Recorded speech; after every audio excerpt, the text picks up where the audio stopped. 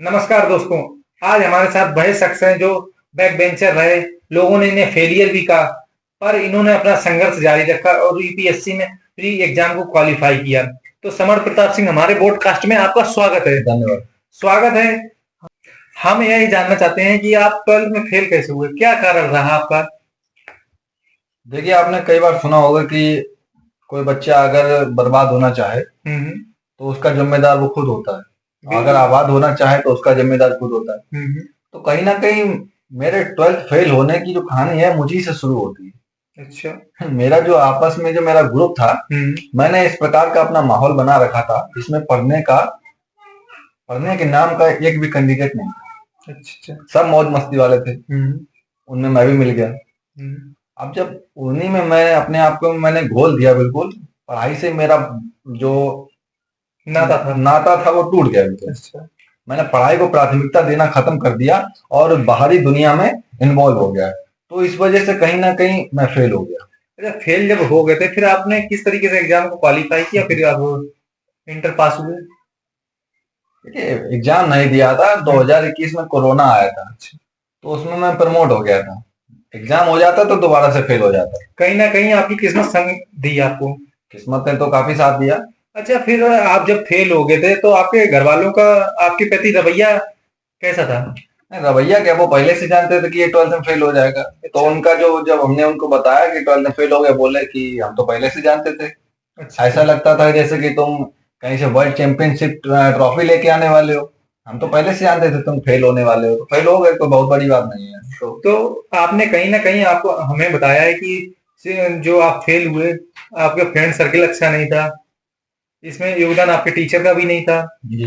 तो फिर आप धीरे धीरे शिक्षा की ओर कैसे बढ़ते गए?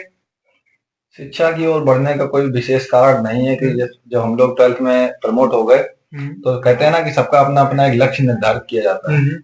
तो हम लोगों ने भी अपना अपना एक लक्ष्य निर्धारित किया। कोई बोलता था इंजीनियर बनना है, कोई बोलता था मेडिकल डॉक्टर बनना है, कोई बोलता था कलेक्टर बनना है। अच्छा। तो कलेक्टर के बारे में हमको कोई विशेष जानकारी नहीं थी। तो मैंने उससे बोला कि कलेक्टर क्या होता है। तो बोला, जब तुम 12th में फेल हो गए तो कलेक्टर कहाँ से तुम बन जाओगे, तुमको बनना है क्या? तो हमने मजे मजे में बोल दिया बनना है। अच्छा, फिर आपको अच्छा, आपको फिर कलेक्टर की जानकारी किसने दी? फिर हमने उसी अपने मित्र से बोला कि कलेक्टर क्या होता है। तो बोला कि कलेक्टर एक जिले का मालिक होता है, डीएम उसको बोलते हैं। अच्छा, अच्छा। तो फिर मैंने उसके बारे में और यूट्यूब पर देखा, थोड़ा बहुत जानकारी पूरी ली। फिर बाद में हमने डिसाइड किया कि अब हमको आईएएस बनना है। अच्छा, कहीं ना कहीं आपको फिर उत्तेजना उसमें जागृत हुई जी जी यूपीएससी के प्रति। जी, जागरूकता बढ़ गई मेरी। फिर मैंने उसी की ओर अग्रसर हो गया मैं। अच्छा, आपने फिर अपने मम्मी पापा को कैसे कन्विंस किया? माता पिता को कन्विंस करने वाली बात है वो अलग सी रही है कि पिताजी हमारे डिफेंस में थे। अच्छा। तो हमने पिताजी से बोला कि हमको यूपीएससी करना है। तो पिताजी बोले कि तुम कर पाओगे? तो हमने कहा कर लेंगे। बोले उसमें बहुत सिलेबस होता है, तुम कैसे कर पाओगे जब तुम 12th पास नहीं हो पाए। हमने कहा 12th वाली बात अलग है और यूपीएससी वाली बात अलग है। बोले बात दोनों एक है, पढ़ोगे नहीं तो उसमें फेल होगे और जैसे 12th में फेल हुए वो तो बात अलग है। अच्छा, फिर आपने कैसे आपने माता पिता का भरोसा जीता और फिर उन्होंने हामी भरी यूपीएससी की जर्नी के लिए? माता पिता का भरोसा जीतने वाली बात ऐसी है कि हमने बोला कि हमको यूपीएससी करना है। तो कहीं ना कहीं पिताजी हमारे सपोर्ट में थोड़ा आए कि अब वो जब बोल रहा है इतना कॉन्फिडेंस के साथ में कि हाँ कर जाएगा तो कर जाएगा, जाने देते हैं एक बार, क्या रहता है, देख लेते हैं एक बार। अच्छा, हमने सुना है कि आप बता भी रहे थे कि कहीं ना कहीं आपकी गर्लफ्रेंड ने भी आपको काफी मोटिवेट किया है यूपीएससी जर्नी में। नहीं, उसने मोटिवेट नहीं किया है, उसका जो एक कारण रही है वो। अच्छा। हाँ, यूपीएससी में जाने का एक कारण रही है। अच्छा, तो क्या आप अभी भी साथ में हो? नहीं, अब साथ में नहीं हम लोग। अच्छा, फिर आपकी जैसे दिल्ली फिर आप गए एडमिशन लिया, किस तरीके से आपने एडमिशन प्रोसेस किए, कैसे आपकी तैयारी रही? तैयारी क्या, जब हम लोगों ने डिसीजन ले लिया कि अपना अपना अलग अलग लक्ष्य देखना है, तो सब लोग हमारे जो ग्रुप में थे वो सब अपने अपने धाम पर चले गए। तो हमें यूपीएससी की तैयारी करना था, तो हमने पिताजी से बोला कि हम दिल्ली जाना चाहते हैं और यूपीएससी में हमारा एडमिशन दिला दीजिए। तो बोले ठीक है दिलवा देंगे। तो हम पिताजी को लेके अपने गए। वहाँ दृष्टि दिल्ली में आईएएस, दृष्टि आईएएस है, डॉक्टर विकास दिव्य कीर्ति सर की है। तो उसी में हमने एडमिशन लिया था, तो पढ़ाई चालू हो गई फिर हमारी। अच्छा, फिर आपने जैसे आप यहाँ पर पढ़ते भी नहीं थे, शरारती भी थे, बैक बेंचर भी थे, फिर आपने वहाँ की जो पढ़ाई वाला माहौल है, फिर आपने आपको कैसे वहाँ पर स्थिर रखा? देखिए, जब हमने एडमिशन लिया था और जब पहली क्लास में गया था मैं, हम्म, वहाँ पे मुझे एक अलग ही दुनिया दिखाई दी, अच्छा। जो यहाँ से बहुत अलग थी। हम्म, यहाँ पे मौज मस्ती वाला माहौल है, वहाँ पे ऐसा कुछ नहीं। वहाँ पे सुबह से शाम कब हो जाती है आपको पता नहीं लगता। फिर आपने अपने आप को धैर्य में कैसे रखा जो आप वहाँ पर रुकने का कारण बन गए? देखिए, धैर्य जो है, धैर्य ऐसे आया कि जब मैं हताश हो गया, तो मैंने सोचा अब क्या करें। डिमोटिवेट हो गया मैं, वो भीड़ देखकर डिमोटिवेट हो गया, उनकी पढ़ाई को देखकर डिमोटिवेट हो गया। मैंने अपने पिताजी को फोन लगाया, मैंने कहा कि पापा, वो यहाँ तो बहुत कंपटीशन ज्यादा हाई है, पता नहीं हमसे हो पाएगा या नहीं हो पाएगा। पिताजी ने बहुत ही सरल सवाल लिया है कि बेटा, जो आज 15 घंटे बैठे हैं, पहले वो भी 2.5 घंटे, 3 घंटे, 5 घंटे ऐसे ही बैठते थे, तब जाके वो आज 15 घंटे बैठ पा रहे पढ़ने के, तब उनमें जाकर वो नॉलेज पैदा हुई है।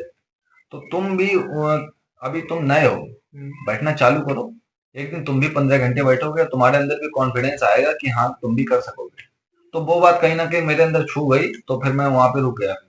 अच्छा, आपका पढ़ाई का जो टाइम टेबल था वो किस तरीके से आपने मैनेज किया था? पढ़ाई का टाइम टेबल ऐसा था कि सुबह उठना, वही डेली रूटीन होता है। जो डेडिकेटेड होता है ना, उसको रूटीन बनाने की जरूरत नहीं होती है, क्योंकि वो डेडिकेटेड है उस चीज के लिए, उसके पास और कोई दूसरा काम नहीं होता है। सिर्फ पढ़ाई, सिर्फ पढ़ाई, खाना पीना और पढ़ाई। तो मेरा कहीं ना कहीं पूरा जो दिन का समय था वो सब उसी में जाता था। थोड़ी बहुत एक्स्ट्रा एक्टिविटीज हो जाती थी, ज्यादा कुछ खास नहीं। तो आपने किस तरीके से अपने संघर्ष को जारी भी रखा है, जी। और कहीं ना कहीं आप बोलते थे फाइनेंशियल को भी आप काफी वो देखते हो, महत्वता देते हो वहां के लिए? देखिए, फाइनेंशियल कोई मेरा इतना बैकग्राउंड खराब नहीं था, फाइनेंशियल कभी मुझे प्रॉब्लम नहीं आई, लेकिन मैं वहां पे फाइनेंशियल कंडीशन मेरी कोई इतनी खराब नहीं थी, क्योंकि मेरे पिताजी डिफेंस में थे, तो फाइनेंशियल हमें कभी प्रॉब्लम नहीं आई। लेकिन मैं वहां पे देखता था, जिसको फाइनेंशियल कंडीशन जिसकी ठीक नहीं थी, वो भी वहां पे बाहर की दुनिया में चकाचौंध होकर अपने आप को बर्बाद कर रहा था। अच्छा। तो मैंने बस यही चीजें नोटिस की कि अगर कोई फाइनेंशियल कंडीशन जिसकी ठीक नहीं है, तो वो अपने घर वालों को ध्यान में रखकर, अपने लक्ष्य को ध्यान में रखकर थोड़ा थोड़ा अपने आप पे फोकस रखे, जिससे कि वो कहीं ऐसी दुविधा में ना फंसे जिससे वो अपने लक्ष्य से दूर हो जाए। अच्छा, कहीं ना कहीं यह भी लगता है कि इतने सारे व्यक्ति लोग पढ़ने जाते हैं, स्टूडेंट पढ़ने जाते हैं, फिर भी वो अपने लक्ष्य को भेद नहीं पाते हैं, तो कहीं ना कहीं यही भी कारण हो सकता है? वो सीधा कारण एक वही है, मैंने बोला कि स्टार्टिंग में मैंने बोला था, अगर कोई बच्चा बर्बाद होना चाहे अगर, तो वो खुद का कारण होता है। अच्छा। जी। अगर वहां पे जो जो आपने बात की है कि लक्ष्य को भेद नहीं पाते, उनमें कहीं ना कहीं वही गलतियां होती हैं। वो अपना जो मेन टारगेट लेके आए हैं उसको भूल कर अन्य गतिविधियों में लग जाते हैं। अच्छा, आपने उसी तैयारी के दौरान आपने सीपीयू का एग्जाम भी क्रैक किया है, तो हाँ, उसकी क्या जर्नी रही है आपके साथ में? वो मेरे जो रूममेट थे भैया, उन्होंने बोला कि तुम्हारी तैयारी काफी ठीक ठाक चल रही है, तो तुम एक बार एसएससी का भी एग्जाम देकर देखो, हो सकता है तुम्हारा उधर हो जाए, तो यूपीएससी बाद में देते रहना। तो हमने कहा भैया उसकी जरूरत नहीं है, बोले, लेकिन कि हमारा सम्मान के तौर पे एक बार दे के देखो। तो हमने उनकी बात को नहीं निगलेक्ट किया और एसएससी का हमने दिया। तो हमारा एग्जाम निकल गया था, टीयर 1 भी निकल गया था, टीयर 2 भी निकल, वो टीयर 1 निकल गया था, बाद में मेडिकल था। जी। तो फिर मेडिकल देने नहीं गए, हमने कहा भैया इसमें उलझ जाएंगे हम, हमारा ये टारगेट नहीं है और आप खामखा हमको प्रेशराइज कर रहे हैं जाने के लिए। तो बोले, फिर उन्होंने ये बोला कि जब तुम नहीं माना है तुम्हारा तो छोड़ो, फिर हटाओ।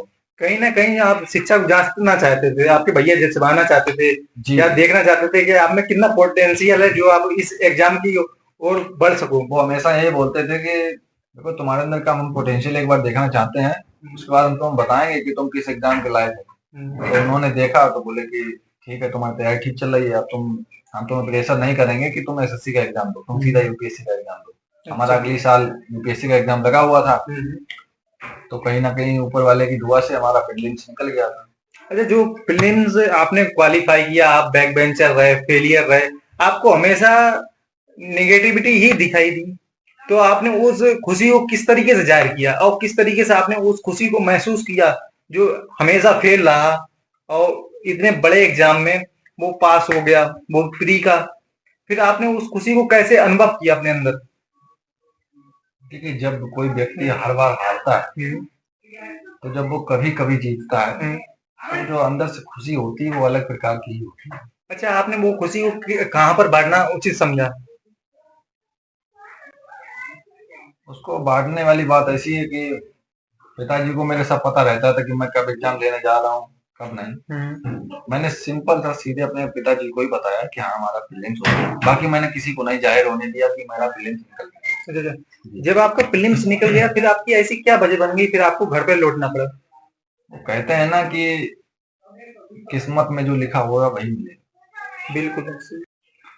तो जब आपने अपने माता पिता को अपनी खुशी प्रीलिम्स की एग्जाम की क्वालिफाई होने की बताई, तो क्या रहा आपका अनुभव माता पिता के प्रति? देखिए प्रीलिम्स निकलना या ना निकलना वो एक बात अलग की बात है। माता पिता के लिए सबसे बड़ी खुशी की बात ये थी कि उनका जो बेटा जो पढ़ाई के क्षेत्र में बिल्कुल शून्य था, उसने आज यूपीएससी ऐसा एग्जाम का प्रीलिम्स निकाल दिया। ये बहुत हर्ष वाली बात थी, बहुत खुशी की बात थी उनके लिए। तो वो इसी बात से खुश थे कि कम से कम तुमने अपने आप को संभाला। जिस प्रकार से तुम बिगड़े हुए थे तुमने अपने आप को संभाला और तुमने इस क्षेत्र में जाकर मेरा थोड़ा अपना नाम किया, अलग बात है। बस और ऐसे बढ़ते रहो। अच्छा, फिर आप प्रीलिम्स क्वालिफाई कर दिया, फिर आप प्रीलिम्स के बाद में सीधे आप घर पे अचानक आ गए, जी। तो ऐसी क्या वजह रही जो आप घर पे आना पड़ा? कहते हैं ना कि किस्मत में जो होता है वो होता ही होता है। आप पता नहीं, हम कह नहीं सकते वो किस्मत थी या डेस्टिनी थी। हमारी माता जी को अचानक से मेडिकल इश्यूज हो गए, ब्रेन हेमरेज हो गया था। तो इस वजह से जो है हमको फिर दिल्ली से घर पे आना पड़ा। घर पे कोई देखने वाला था नहीं, हमको आना पड़ा घर पे देखने के लिए। अभी जो स्थिति है माता जी को हम छोड़ के जा भी नहीं सकते। अच्छा, आप वर्तमान में क्या कर रहे हैं? वर्तमान में कुछ नहीं, हमारा अभी प्रिपरेशन ही चल रही है। अब वो एग्जाम तो बेकार हो गया था, तो अब हमारा जो है अभी प्रिपरेशन उसी की चल रही है, सिविल सर्विसेज की। अब हम देखते हैं क्या होता है उसमें आगे। तो आप ये बताइए कि जो आज का यूथ तैयारी से डरता है और इन छोटी छोटी बातों से भाग रहा है, तो आप उसे क्या बताना चाहेंगे? देखिए डरने वाली ऐसे कोई खास बात नहीं है। डर किस बात का है? युद्ध में जाने से पहले अगर आपके पैर लड़खड़ा जाएंगे तो आप घुटने आप पहले टेक देंगे, आप जीत नहीं पाएंगे वहां। जीतने के लिए क्या होता है? हौसला चाहिए। अच्छा। भीड़ में जब इंसान उतरता है तो वही जीतता है जिसके अंदर हौसला होता है सामने वाले को परास्त करने का। अच्छा, जो आज का यूथ या स्टूडेंट जो पढ़ रहा है, शिक्षा की ओर भाग रहा है, हर चीज से डरता है। अच्छा, जो लोग टीचर कहते हैं कि 16 घंटे पढ़िए, 18 घंटा पढ़िए, आप 6 महीने के लिए अंडरग्राउंड हो जाइए, और फिर कहीं ना कहीं बच्चा जो है अपना जीना ही भूल देता है, सिर्फ पढ़ाई पढ़ाई, और फिर अपना सारा त्याग देता है, समाज को त्याग देता है, अपनी खुशियों को त्याग देता है। तो यह करना क्या उचित होता है? देखिए अगर आप ईश्वर को प्रसन्न करना चाहते हैं तो रोज दिया जलाना पड़ेगा। उनसे संवाद अगर बनाएंगे तो दिया जलाइए। दिया एक जो है वो एक प्रोसेस है ईश्वर को कनेक्टिविटी बिठाने का। उसी प्रकार से होती है पढ़ाई। पढ़ाई पूजा है।